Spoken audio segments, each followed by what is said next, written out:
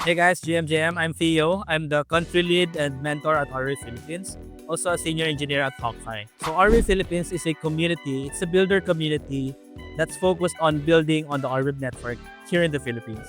Yeah, so in the past 6 months, Arweave Philippines has conducted a lot of different workshops, boot camps, and it's a mix of online and offline. We also hosted some hackathons and even bounties for both developers and creatives alike. So our focus now is actually to onboard more builders, both creatives and developers, to build on top of the Arweave network and AO. Yeah, right now we actually have developers and creatives who are working on actual projects in the Arweave ecosystem. And these projects actually won hackathons, bounties, in the global scene of the Arweave network.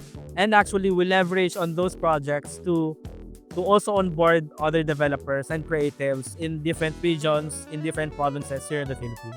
Yeah, some of the projects that we're building in our Philippines community right now is Jobsy. That's my personal project. It's basically envisioned to be the largest autonomous AI network for jobs and talents.